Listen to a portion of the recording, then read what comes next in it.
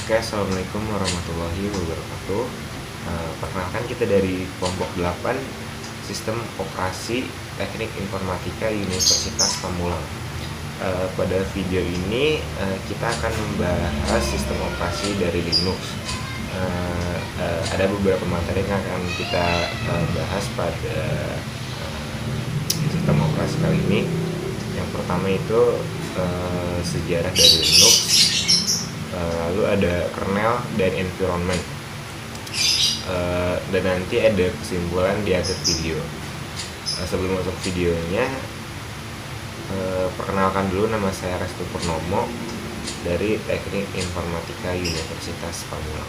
Perkenalkan, nama saya Dery Ar-Rahman dari Fakultas Teknik, jurusan Teknik Informatika, kelas 04 TPLP 008, Universitas Pamulang. Terima kasih.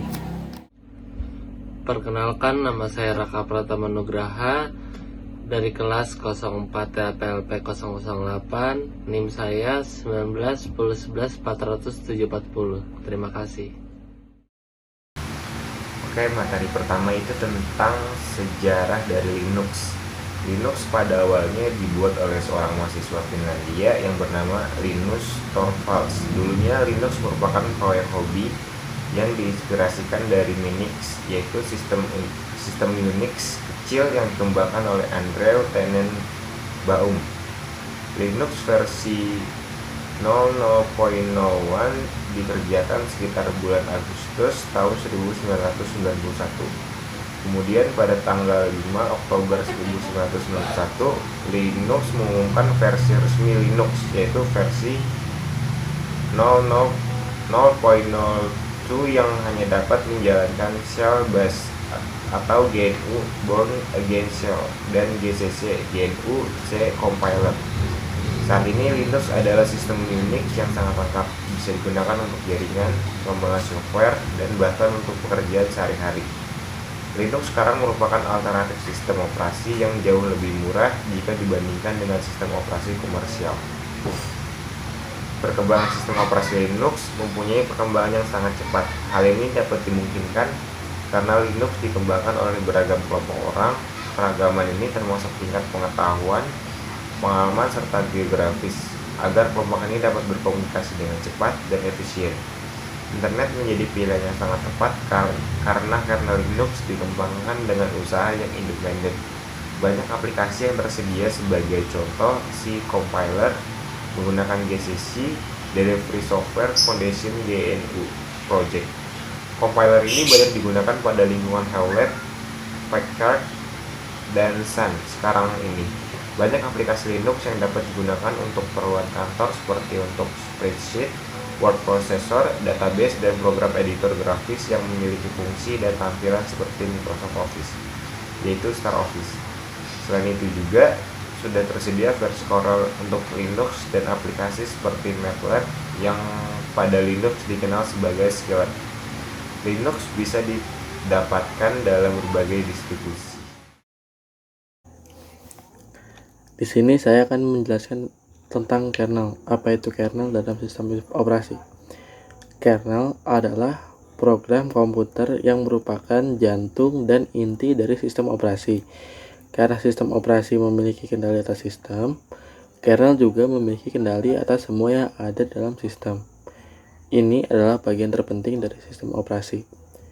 Setiap kali sistem dimulai, kernel adalah program pertama yang dimuat setelah bootloader, karena kernel harus menangani sisa dari hal sistem untuk sistem operasi. Kernel tetap berada dalam memori sampai sistem operasi dimatikan. Kernel juga bertanggung jawab untuk tugas-tugas tingkat rendah seperti manajemen disk, penyimpanan, manajemen memori, manajemen tugas, manajemen daya, dan manajemen lainnya. Kernel juga menghubungkan antar muka antara pengguna dengan komponen perangkat keras sistem. Ketika suatu proses membuat permintaan ke kernel, maka proses itu disebut system call. Fungsi dari kernel adalah untuk mengakses sumber daya komputer. Kernel dapat mengakses berbagai sumber daya komputer seperti CPU, dan sumber daya lainnya. Karena kernel berfungsi sebagai jembatan antara pengguna dan sumber daya sistem. Kernel juga berfungsi sebagai manajemen sumber daya, yang merupakan tugas kernel untuk berbagi sumber daya antara berbagai proses sedemikian rupa dan sehingga ada akses yang seragam ke sumber daya oleh setiap proses yang terjadi pada perangkat. Kernel juga berfungsi sebagai manajemen perangkat peripheral yang terhubung dalam sistem yang digunakan oleh proses. Jadi, alokasi perangkat ini dikelola oleh kernel. Terima kasih. Saya akan menjelaskan pengertian dari environment. Yang dimaksud adalah sekumpulan layanan yang menyediakan antarmuka antar kernel dengan user. Selanjutnya, ini disebut juga dengan istilah interpreter atau bisa disebut juga penerjemah. Environment ini digunakan untuk menerjemahkan perintah tersebut ke kernel.